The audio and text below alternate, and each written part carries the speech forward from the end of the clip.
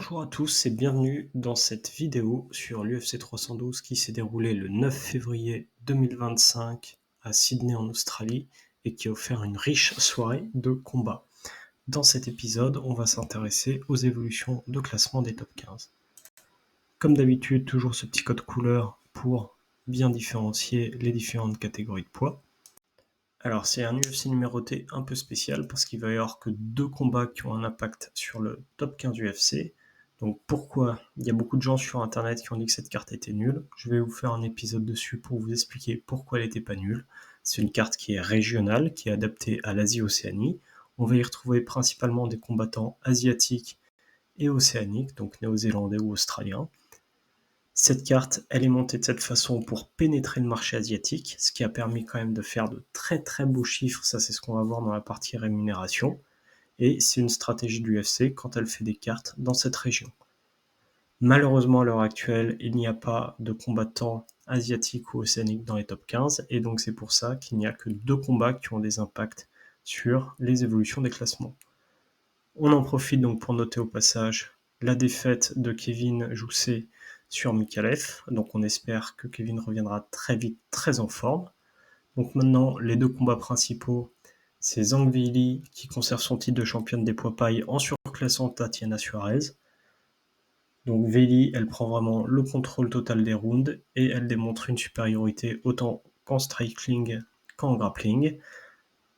Elle a call Valentina Shevchenko. On espère de tout cœur que Manon, elle arrivera à taper pour la ceinture avant ça, mais Dana White, il avait l'air plutôt chaud pour.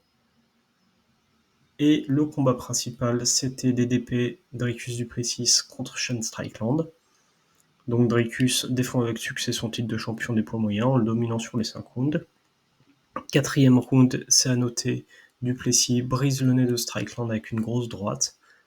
Et ça se joue à la décision en round de 5 pour du Plessis. Donc ils sont à 2-0 sur leurs échanges. Donc à mon avis, il n'y aura pas de trilogie.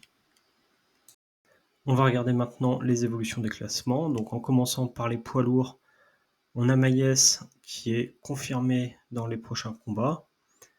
On a Diniz, son combat, il a été annulé alors qu'il devait avoir eu lieu. Et on a Neschukwu qui, lui, va combattre. Et donc, en prenant en compte tout ce contexte, sur la catégorie des lourds, ça c'est avant l'UFC 312, on va avoir la petite refonte au fond. Tsechoupou va combattre bientôt contre un top, donc lui, il passe 14.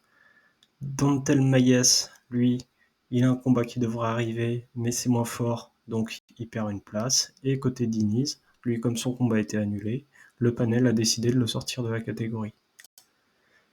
Ensuite, concernant les poids plumes féminins, donc c'est le co-main event de la soirée. Ça, c'est le classement des femmes avant l'UFC 312.